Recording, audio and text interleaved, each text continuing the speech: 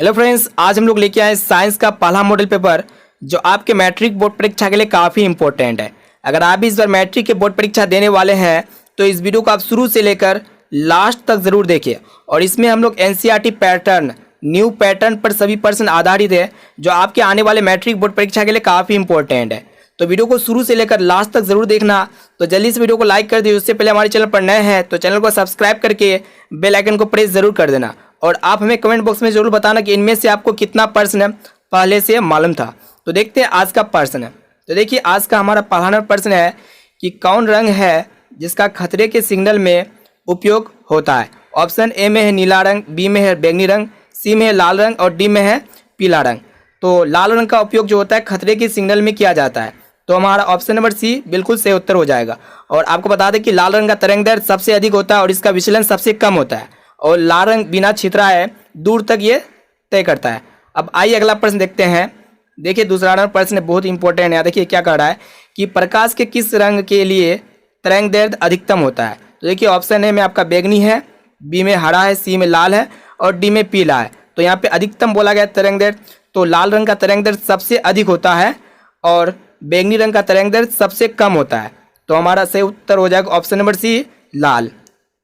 अब आइए अगला प्रश्न देखते हैं। देखिए तीसरा नंबर प्रश्न, ये भी मोस्ट इंपॉर्टेंट है।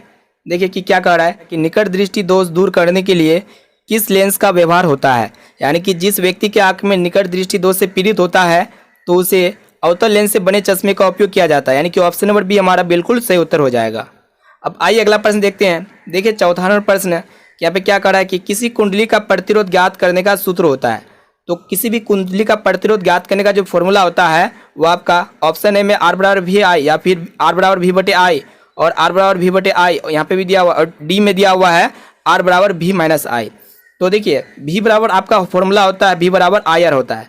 तो यहाँ पे आपको क्या पूछ रहा है कि आर बराबर जो फॉर्मूला हो जाएगा वी बटे आई हो जाएगा, जो कि ऑप्शन नंबर बी हमारा बिल्कुल सही उत्तर हो जाएगा। अब आइए अगला प्रश्न देखते हैं। देखिए 5 नंबर प्रश्न भी बहुत इंपॉर्टेंट है। क्या कह रहा है कि वास्तविक वस्तु का आभासी प्रतिबिंब बनता है। तो देखिए वास्तविक वस्तु का आभासी प्रतिबिंब कौन कौन सा दर्पण में बनता है। तो ऑप्शन ए में आपका दिया हुआ है समतल दर्पण में, बी में है उत्तल दर्पण में, सी में है अवतल दर्पण में और डी में इनमें से सभी। वास्तविक वस्तु का प्रतिबिंब समतल दर्पण में भी बनता है, उत्तल दर्पण में भी बनता है और अवतल दर्पण में भी बनता है। तो हमारा सही उत्तर हो जाएगा ऑप्शन नंबर डी, इनमें से सभी। अब आइए अगला प्रश्न देखते हैं। देखिए 6 नंबर प्रश्न है कि क्या कह रहा है कि डायऑप्टर उस लेंस की क्षमता होती है जिसकी फोकस दूरी क्या होती है। तो डायऑप्टर उस लेंस की क्षमता होती है जिसकी फोकस दूरी 1 मीटर होती है। यानी कि ऑप्शन नंबर डी हमारा बिल्कुल सही उत्तर हो जाएगा 1 मीटर। अब आइए अगला प्रश्न देखते हैं। देखिए 7वां नंबर प्रश्न यहाँ पे क्या कह रहा है कि किसी लेंस के बाहर की ओर उभरे 2 गोलीय पृष्ठ हो तो इसे क्या कहते हैं। तो यहाँ पे किसी लेंस के बाहरी ओर 2 उभरे गोलीय पृष्ठ हो तो उसे हम लोग क्या कहते हैं, उत्तल लेंस कहते हैं। तो हमारा सही उत्तर हो जाएगा ऑप्शन नंबर सी, उत्तल लेंस। अब आइए अगला प्रश्न देखते हैं। देखिए 8 नंबर प्रश्न क्या क्या कह रहा है कि धातुओं में धारावाहक होते हैं। तो ये भी बहुत ही इंपॉर्टेंट प्रश्न है। तो देखिए ऑप्शन ए में आपका दिया हुआ है प्रोटॉन, बी में है मुक्त इलेक्ट्रॉन और सी में है कोड इलेक्ट्रॉन, डी में इनमें से कोई नहीं।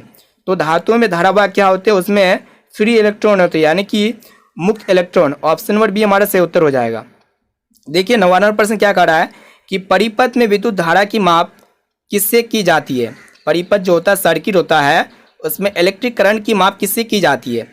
तो परिपथ में इलेक्ट्रिक करंट की माप जो की जाती है आपका ए मीटर से की जाती है। कहीं कहीं पे आपको देखने को मिलेगा अमीटर, ठीक है, ए मीटर या अमीटर दोनों सेम होता है। तो हमारा सही उत्तर हो जाएगा ऑप्शन नंबर बी, ए मीटर। अब आइए अगला प्रश्न देखते हैं। देखिए 10वां नंबर प्रश्न बहुत इंपॉर्टेंट है। क्या कह रहा है कि विद्युत फ्यूज विद्युत धारा के किस प्रभाव पर कार्य करता है। देखिए ऑप्शन ए में आपका उसमें है, बी में है चुंबकीय, सी में रासायनिक और डी में है कोई नहीं। तो विद्युत फ्यूज विद्युत धारा के उसमें प्रभाव पर कार्य करता है। तो हमारा सही उत्तर हो जाएगा ऑप्शन नंबर ए, उसमें।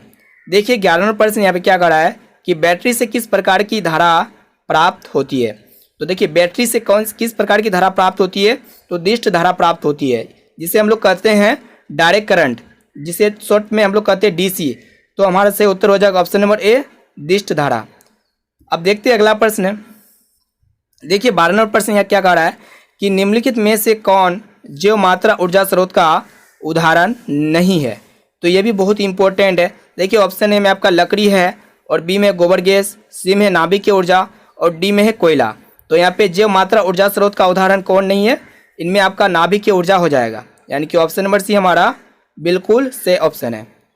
अब आइए अगला प्रश्न देखते हैं। देखिए 93 प्रश्न क्या कह रहा है यहाँ पे कि इनमें से कौन नवीकरणीय ऊर्जा है। तो यहाँ पे आपको नवीकरणीय ऊर्जा पहचानना है। तो देखिए ऑप्शन ए में आपका कोयला है, बी में पेट्रोल है, सी में सौर ऊर्जा और डी में प्राकृतिक गैस।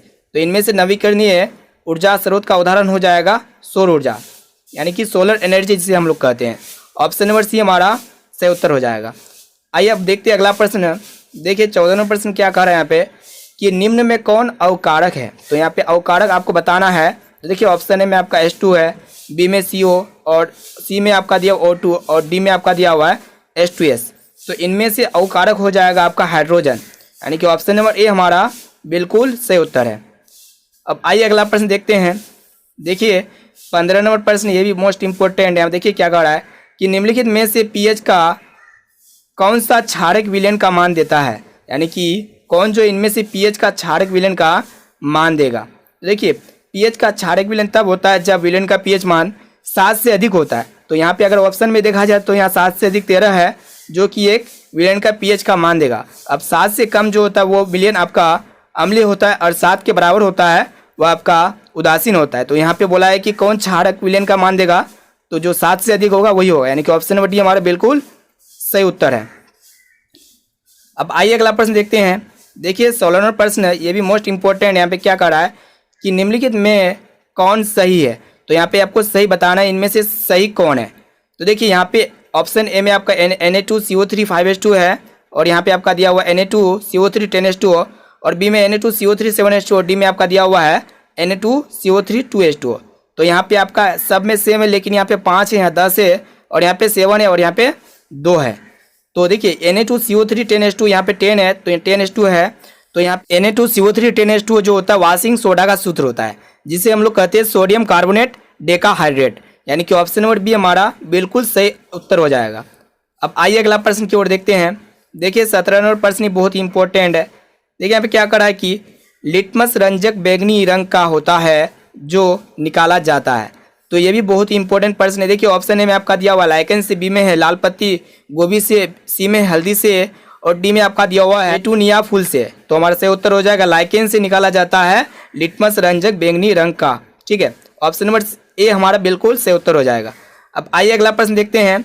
देखिए 18वां प्रश्न मोस्ट इंपॉर्टेंट है। हमें क्या करा है कि शुष्क बुझा हुआ चूना पर क्लोरीन गैस की क्रिया से कौन सा पदार्थ बनता है, यानी कि जब शुष्क बुझा हुआ चूना पर जब क्लोरीन गैस की क्रिया होता है तो इसके फलस्वरूप कौन सा पदार्थ बनता है, तो विरंजक चूर्ण बनता है, यानी कि ऑप्शन नंबर ए हमारा सही उत्तर हो जाएगा, जिसे हम लोग कहते हैं ब्लीचिंग पाउडर का रासायनिक, इसका विरंजक चूर्ण यानी कि ब्लीचिंग पाउडर का जो रासायनिक नाम होता है कैल्शियम ऑक्सी क्लोराइड होता है। और शुष्क बुझे हुए चूने पर क्लोरीन गैस प्रभावित कर उसका उत्पादन किया जाता है। ठीक है, और आपको बता दें कि वस्त्र और कागज उद्योगों में जहाँ पे वस्त्र और कागज का फैक्ट्री है वहाँ पे विरंजक चूर्ण के रूप में उसका उपयोग किया जाता है और पेयजल जल को शुद्ध करने में भी विरंजक चूर्ण का ही उपयोग किया जाता है।